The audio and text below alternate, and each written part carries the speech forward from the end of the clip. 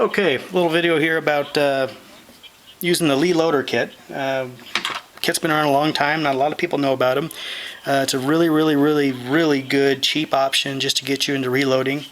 As everybody knows nowadays, ammo is not real cheap. If you're shooting like 30-06, you know, a buck a round before tax, you know, for just your plain Jane, you know, domestic stuff is about what you're paying. So it's getting expensive pretty cheap. You can go with the surplus Euro route, which is, as far as I'm concerned, incredibly overpriced. 75 cents a round if you're lucky, maybe 50.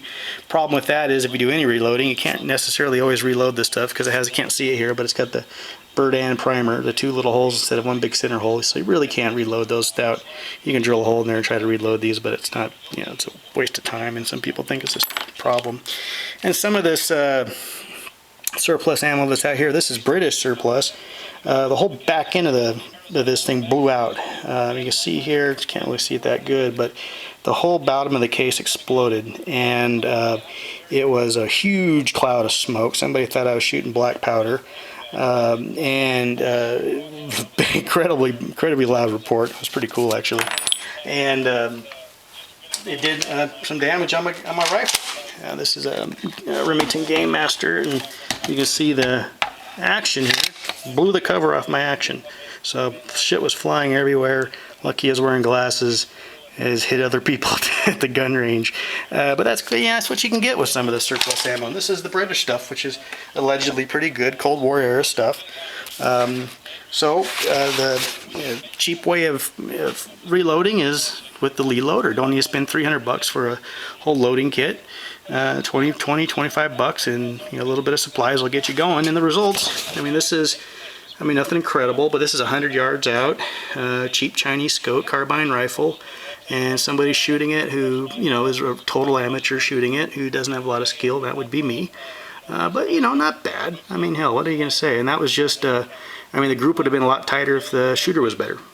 So at any rate, it's a great option. And again, you can, shoot, or not again, but you can shoot, play around with different loads, different grain sizes, different powder types, and really, very quickly load some ammo. So what comes in the kit again is all the little anvils and drifts and stuff to take apart and put the shell back together. It also comes with a nice little recipe kit, and on here for a bunch of different bullet weights. It'll give you with different powder types. It'll give you just different recipes to use, so different powder charges. And everything in the kit is basically set up for all the recipes. Are set up for the one little dipper it's got in the kit. And the dipper's kind of cheesy, and I'll talk about that in a second. But so that comes with the kit. And then on the back, you got a little spiel about the history of the 30-06, and it gives you some important basic dimensions to measure to. So let's go do a round. And normally it takes about a minute to do a round at most. Once you get into a routine, it's really fast, and I'll probably fuck something up here, but you'll get the idea. So the first thing you want to do is you're going to pop the primer out of the shell. So you put it into a little capper here, and you go on the internet and you can look at all the tools that come in here. I don't need to go over that, but just pop that little baby in there. Just there. Here comes your old there's your old primer. And then what you're going to do is clean out the primer pocket. So I got this little tool here, a little multifunction tool that chamfers the OD and ID of the board. It's got some little primer pocket cleaners. And so you just go in there and clean out your pocket so it's nice and clean. And if you got it, clean up the hole a little bit, put a pin in there, what have you. So then you take take one of the rounds one of the shells you've prepared. And then you got to size the nick, and this is the one problem with this. The biggest disadvantage of the Lee loader system is that it only resizes the neck. It doesn't resize the body, and what that means is that you're only going to want to, for the most part, I would say, and I'm no expert obviously, but you're only really going to want to reload ammo that's going back into the same gun you're shooting, because since you're not resizing the body, what can happen is the body can take a set to that gun you're shooting with, and then when it goes into a different gun, it's not going to conform to the body of the gun, and it might get stuck and might not cycle. Especially a big deal with autoloaders, and especially a big deal with pumps, maybe lever actions too, I guess. I don't know about bolt actions, but with pumps and automatics, it's semi-autos, I think it's a really big deal. So just, you know, start with either virgin brass or new shells, and go from there. Don't use any you know, one-shot brass that you get at the gun shows or whatever, because that's probably not going to work. And what I have found is, you know, this, because I already haven't taken a set of a different gun, obviously. And what I have found is after, like, you know, because the Remington Game Master is kind of doesn't really cycle that great. It's not known for being a really good gun for moving shells through. But what I've found is that after 2 or 3 reloads, cycling seems to get a lot better. I mean, it seems to really be a clean process. But at any rate, it's not. So use the shells from your gun. So what you're going to do now is you're going to resize the neck. And it says not to use lube. Don't use lube. I don't use lube, and the reason is because I think you get a better resizing without using lube. A little bit more friction, a little bit more bite with the tool. You know, Triviology 101. I need to get into that, but okay. So what am I doing here? Oh yeah. So drop your case into here. Should be using like a plastic hammer. Wood on wood is totally okay. A couple whacks, drive it down till it's flush. Alright, it's flush. Get back into your decapper body. Get your little pin here, a little drift. Tap it out. It's out. Now you should, well, it doesn't say you should clean up your ID and OD here. Get a nice little chamfer on there to get any birds off of it. Nice little, make sure it's looks nice and clean.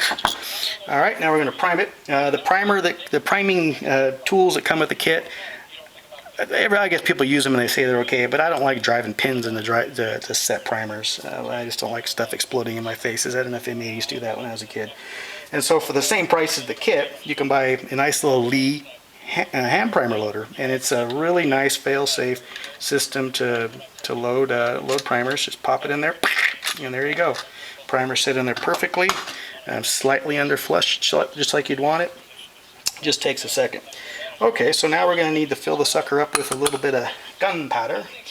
And so I'm using the IMR 4064, which is what in my handy dandy little card here it calls for this particular setup. And you want to get one of these little books too, which has data for all the different powder and bullet manufacturers for different loads. And this how you fill it up is you use this little dipper they give you that's corresponds to all the recipes, are all set, all calibrated by the charge amounts to the size of this dipper.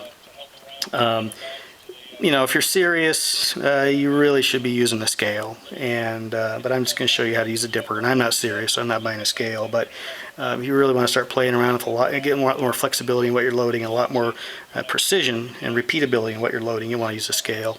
And all these, I guess, and it sure seems that way by seat of the pants, all the loading on here is set at the bottom, at the minimum. So, so just keep that in mind. So I got my little funnel here, nothing sophisticated. I'm going to take a dip of the powder, and this is the part that's, you know, it's not a lot of process control going on here, but I just fill it up in the same method. Wipe it off on top so it's nice and level. Take my motor oil filter here, funnel here. Drop it all in there. Make sure I get it all in there.